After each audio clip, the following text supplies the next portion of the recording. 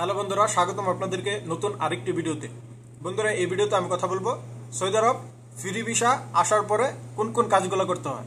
আপনি load unload visa আসেন, যে কোনো ভিসাতে আসেন, আসার পরে যেই কাজগুলো করতে হয় এগুলোর খরচ কিরকম সেটি সম্বন্ধে আপনাদেরকে ধারণা দিব। অনেকে হয়তো বা আসে বা অনেকের থেকে যাতে বেশি টাকা না নিতে পারে, সেজন্য এই ইনফরমেশনগুলো আপনাদের জানা খুবই জরুরি যারা ফ্রি ভিসাতে আসবেন।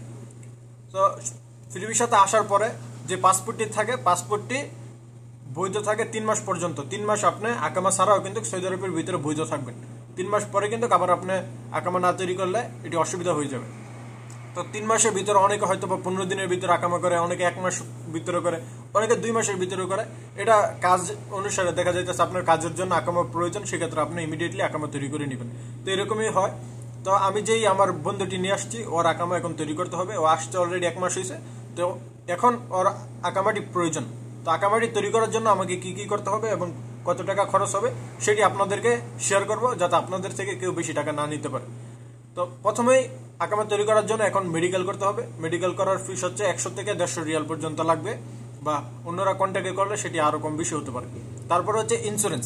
এখন হেলথ ইন্স্যুরেন্সের বিষয়টা হচ্ছে বয়স অনুসারে বা মেরিট আনমেরিট হিসাবে। যত বয়স বাড়বে ইন্স্যুরেন্সের টাকা কিন্তু তত বেশি আসবে, যত বয়স কম হবে ইন্স্যুরেন্সের টাকা কিন্তু কম আসবে। আমি যদি আমার ইন্স্যুরেন্স তৈরি করতে যাই, আমার ইন্স্যুরেন্স সর্বোচ্চ 145 থেকে 118 রিয়াল সর্বনিম্ন আসে। তো আবার এরকম আছে অনেকের দেখা যাইতেছে 500 রিয়ালের উপরেও আসে, সেটি হচ্ছে বয়স অনুসারে।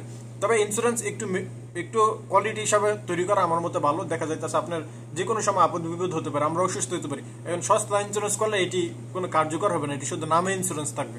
তো অবশ্যই চেষ্টা করবেন যে একটি ভালো মানের ইন্স্যুরেন্স তৈরি করার জন্য, যেটি আপনাকে কাজে আসবে। বছরে মানুষ 1-2 বার অসুস্থ হয়ই, যে টাকাটা আপনার বেশি দিবেন সেই টাকাটা আপনার কাজে কিন্তু চলে আসবে। তো যাই হোক, ইন্স্যুরেন্সে আমি অ্যাভারেজটা ধরেন যদি 30-এর থেকে নিচে হয়ে থাকে তাহলে আমি 250 টাকা ধরলাম। তাহলে এখানে আপনার 150 টাকা মেডিকেলে এবং 250 টাকা হচ্ছে হেলথ ইন্স্যুরেন্সে। তারপর আপনাকে কি করতে হবে? মুক্ত বামেল খাওয়াইতে হবে। মুক্ত বামেল খাওয়ানোর জন্য আপনার মুআসাসা যদি 4 জনের হয়, ধরেন ছোট মুআসাসা হয় 4 জনের হইলে, যদি প্রথম আকামাটি আপনার তৈরি করে তাহলে কিন্তু আপনাকে আর সৌদি ঢুকাইতে হবে না। যদি দুইটি অলরেডি আকামা তৈরি করে রাখছে 2 জনের, আপনার 3য় নম্বর, সেক্ষেত্রে আপনার একটি সৌদি ঢুকাইতে হবে আপনার মুআসাসার ভিতরে। তো একটি সৌদি ঢুকাইতে 400 রিয়াল খরচ হয়। এই 400 রিয়ালই কিন্তু আপনাকেই দিতে হবে, কারণ ফ্রি ভিসার যাবতীয় যত খরচ আছে সেটি কিন্তু নিজেরই বহন করতে হয়। তো একটা সৌদি ঢুকাইতে 400 রিয়াল লাগবে, প্লাস আপনার যে মুক্ত বামেল ফিস সেটি হচ্ছে 100 রিয়াল। মুক্ত বামেলের ফিস 100 রিয়াল দিতে হবে এবং আকামার ফিস হচ্ছে 650 রিয়াল। তাহলে এই হলো মোট খরচ। এবং যে মুক্ত দিয়ে আপনার কাজ করাবেন, এই সম্পূর্ণ কাজগুলো কিন্তু আপনি নিজে ঘরে বসে থেকে করতে পারবেন না। এটির জন্য আপনাকে অবশ্যই একটি খেদামা অফিসে যেতে হবে, সেখান থেকে এটি তাদের সহযোগিতা নিয়েই করতে হবে। তো তারা যে আপনাকে এই কাজগুলো করে দেবে, বিনিময়ে কিন্তু 150 টাকা তারাও নিবে। তো এই সম্পূর্ণ খরচটি আপনাকে ধরতে হবে। তো আমি যদি আপনাদেরকে ক্যালকুলেট করে হিসাবটা যদি বুঝাই, সেক্ষেত্রে 150 রিয়াল হচ্ছে আপনাদের মেডিকেল, তারপর 250 রিয়াল হচ্ছে হেলথ ইন্স্যুরেন্স, তারপর হচ্ছে একটি সৌদি ঢুকাইতে 400 রিয়াল, তারপরে হচ্ছে আপনার আকামার ফিস হচ্ছে 650, তারপর আপনার 100 রিয়াল হচ্ছে মুক্ত বামেল ফিস।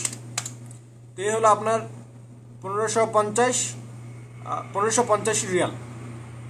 তারপরে আরো একটা খরচ আছে, সেটি হচ্ছে আরেকটি খরচ আছে, সেটি আমার 100 রিয়াল হচ্ছে মুক্তবের যে খরচটা, মুক্তবের খরচটা ধরতে হবে। কারণ মুক্তবের খরচ আপনাকে দিতে হবে।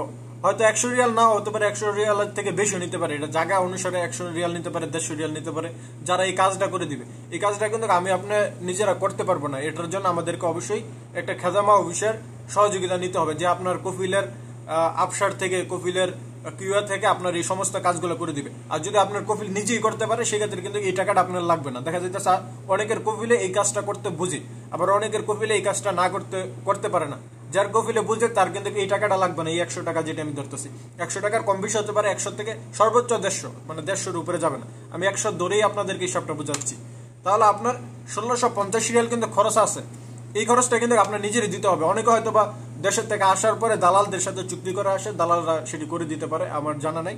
তবে এই খরচটা যেই আপনাকে যে ভিসা দিচ্ছে সেও করতে পারে, অথবা আপনি নিজেও যদি আপনার নিজের সাথে কন্ট্যাক্ট হয়ে থাকে, সেক্ষেত্রে আপনার নিজেরও কিন্তু করার লাগতে পারে। বেশিরভাগ ক্ষেত্রে নিজেরই করানো লাগে, কারণ ফ্রি ভিসার যত খরচ আছে দালাল শুধু আপনাকে সৌদি আরব এনে দিবে, তারপরে কিন্তু খরচটা আপনাকেই বহন করতে হবে, সকল খরচ। সেক্ষেত্রে এখানে কিন্তু 1650 রিয়াল আসে। এখন 1650 রিয়াল যদি বাংলাদেশের টাকা আমি হিসাব করে আপনাদেরকে বোঝাই, বাংলাদেশের টাকা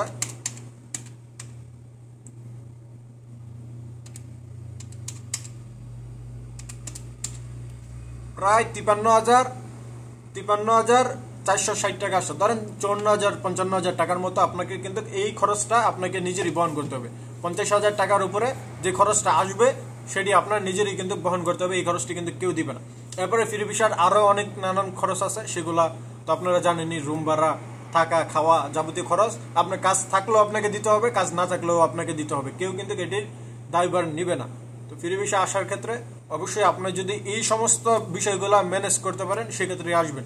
এছাড়া কিন্তু আপনারা আসবেন না হুটহাট করে, অন্যজনকে দেখে হুটহাট করে চলে আসবেন না। সবাই ভালো থাকবেন, সুস্থ থাকবেন। ইনশাল্লাহ আপনাদের সাথে দেখা হবে খুব শীঘ্রই নতুন আরেকটি ভিডিওতে। আল্লাহ হাফিজ।